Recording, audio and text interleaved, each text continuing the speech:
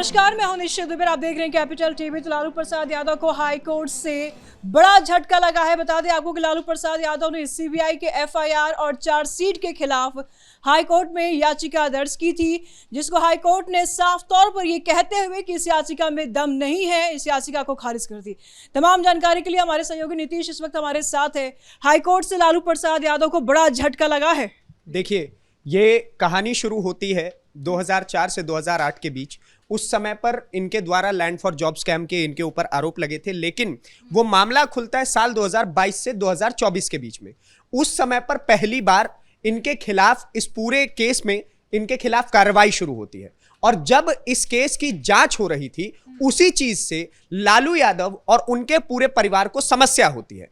उनका कहना है कि मैं उस समय पर केंद्रीय मंत्री हुआ करता था, और अगर आप किसी भी केंद्रीय मंत्री के खिलाफ किसी भी प्रकार की कोई जांच चाहते हैं तो उसके लिए आपको लोकसभा में जाकर के मंजूरी लेनी होती है, और अगर आप वो मंजूरी नहीं लेते तो आप वो जांच भी नहीं कर सकते। लेकिन इसमें बड़ा ट्विस्ट वो है कि जब दिल्ली हाई कोर्ट में इस याचिका को लेकर के कपिल सिब्बल और उनकी वो पूरी लॉबी वहां पर पहुंचती है, और जब वो कागज जाकर के कोर्ट के सामने रखते हैं, तो कोर्ट उसी समय पर सीधे तरीके से कह देता है कि आपने जो ये सारी दलीलें हमारे सामने दी हैं, ये सब कुछ बिल्कुल व्यर्थ है।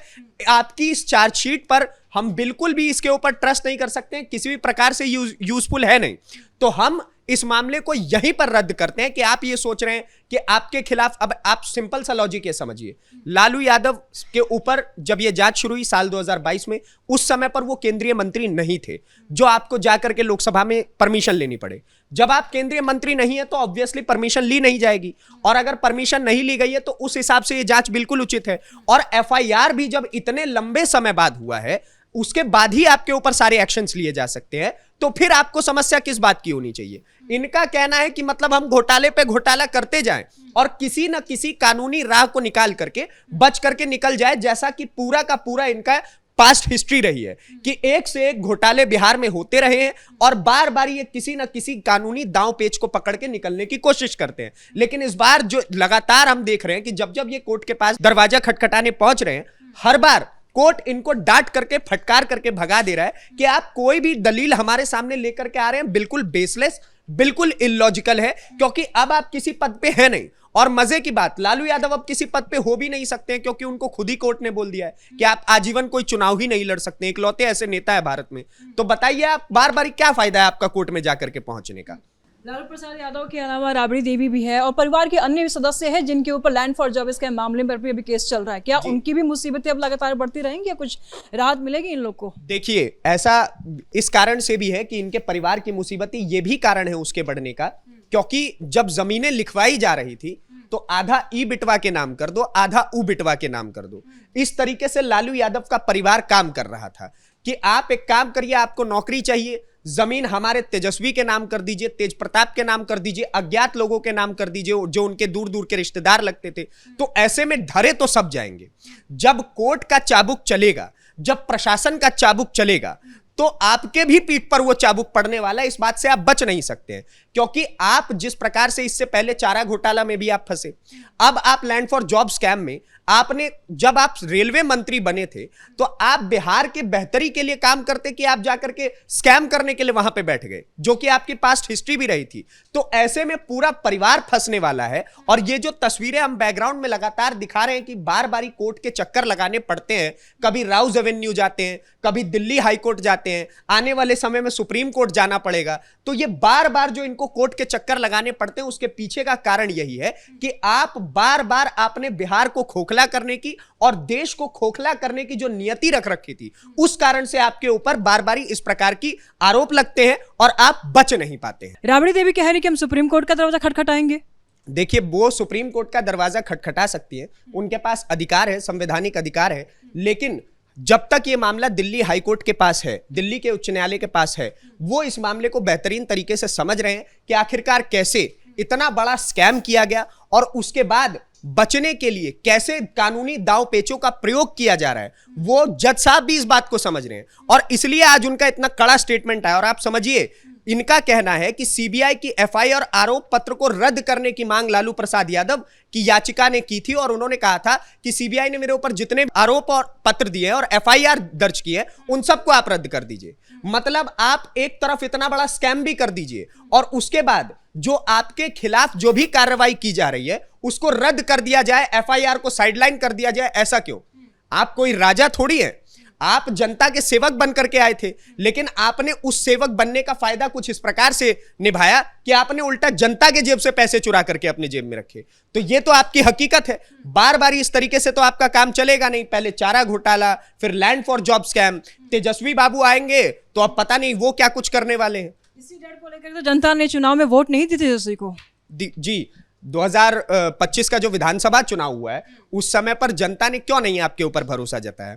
आप तो जा करके जगह जगह जनसभा कर ही रहे थे, बोल ही रहे थे कि गमछा नहीं बांधने देगा, मुरेठा नहीं बांधने देगा, कुर्सी पे नहीं बैठने देगा। और देखिए इतिहास जो है ना, जनता, बिहार की जनता अब इस बात को समझ गई है कि कौन सी पार्टी का किस हद तक का राजनीतिक इतिहास रहा है। अगर राजद की बात हम करें तो राजद के साथ सबसे बड़ी समस्या रही है कि उनके पीछे का अगर आप हिस्ट्री खोल के देखिएगा 1990 के बाद से और साल 2000 तक में, उस बीच में किस प्रकार से बिहार के अंदर पहले तो स्कैम्स लगातार किए गए। बिहार के मुख्यमंत्री रहे तो घोटाला, केंद्रीय मंत्री बने तो घोटाला। उसके बाद ये सारी चीजें साइड हटा दीजिए तो फिर वहां पर अपराध इतनी ज्यादा पनप चुका था बिहार के अंदर कि उस अपराध को खत्म करना बहुत मुश्किल हो गया था। बिहार को एक समय पर ऐसे बना दिया गया था कि मतलब बिल्कुल आप समझिए गैंगस्टर्स का ही राज चल रहा है वहां पर, सरकार का वहां पर कोई रोल नहीं होता था।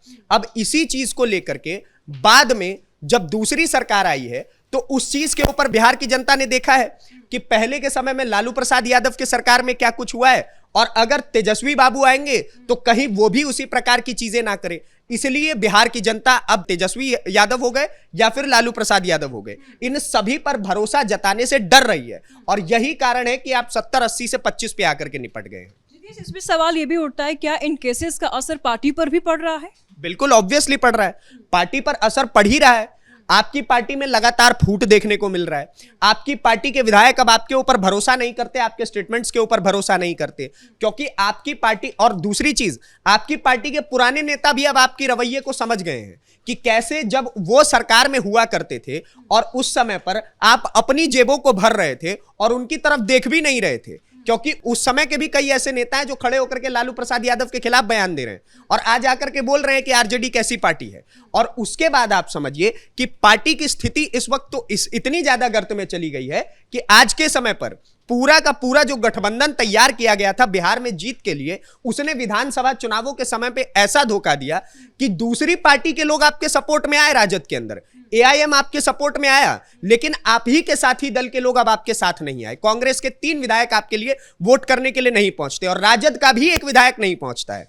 तो ये तो अपने आप में अजीबोगरीब बात है। दूसरी चीज कि जब पटना के अंदर उनका एक विधायक मौजूद था तब भी वो वोट करने के लिए नहीं पहुंचा, तो आप समझिए कि पार्टी के अंदर तो फूट का असर दिख ही रहा है और जनता के मन में भी अब कचोट बैठ चुका है कि बिहार के अंदर जो एक समय पर लालू यादव शासन किया करते थे और बिहार को बर्बाद किया करते थे, अब वो लालू यादव या उनका परिवार हमें नहीं चाहिए। ऐसा नहीं है कि तेजस्वी यादव पे एफआईआर नहीं है, इसी मामले में तेजस्वी यादव पर भी कई चीजें न्यायालय में चल रही हैं, राबड़ी देवी पर भी चल रही हैं, तेज प्रताप यादव जो अब परिवार से अलग हो चुके हैं उनके ऊपर भी चल रही हैं। तो बचने की तो कहीं से संभावना नहीं है। पूरे परिवार को लाइन बाय लाइन देखा जा रहा है कि किसने कितना ज्यादा बिहार को खोखला किया, देश को खोखला किया है। इस बीच में सवाल ये भी उठ जाता है कि परिवार को तो बड़ा झटका लगा ही है, अब क्या करेंगे लालू प्रसाद यादव? लालू परिवार क्या करने वाली है आगे? लालू परिवार अब देखिए, जैसा आपने बताया कि सुप्रीम कोर्ट की तरफ बढ़ने का प्रयास करेंगे।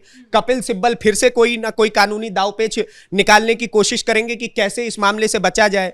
फिर से कानून की किताबें पलटी जाएंगी, प्रयास किया जाएगा ये जानने का कि कैसे अब फिर से सुप्रीम कोर्ट की आंखों में धूल झोंकने का प्रयास किया जाए, जैसे कि राउज एवेन्यू कोर्ट में किया, उसके बाद अब दिल्ली हाई कोर्ट में करने का प्रयास किया। लेकिन हर जगह से अंतकाल डांठी खानी पड़ रही है और बार बार इस तरह की हरकतें कोर्ट की नजरों में भी आ रहे हैं लालू यादव, और इतनी अच्छी तरीके से आ रहे हैं कि अभी तो देखिए हुआ यूं है कि लालू प्रसाद यादव को तो कई सजाएं इस वजह से भी नहीं मिली है क्योंकि इतने ज्यादा बीमार चल रहे हैं कि बार बार उनको जेल में रखना भी असंभव हो गया है। आप समझिए कि कितना ज्यादा पाप किया गया होगा उनके द्वारा। जी। बहुत शुक्रिया नीतीश तमाम जानकारियों के लिए। तो सीबीआई के एफआईआर और चार्जशीट के खिलाफ लालू प्रसाद यादव ने हाईकोर्ट में याचिका दायर की थी, लेकिन हाईकोर्ट ने इस याचिका को पूरी तरीके से खारिज कर दिया है। बड़ा झटका हाईकोर्ट की तरफ से लालू प्रसाद यादव को। कैमरा पर्सन राजकुमार के साथ मैं निशित दुबे, कैपिटल टीवी बिहार।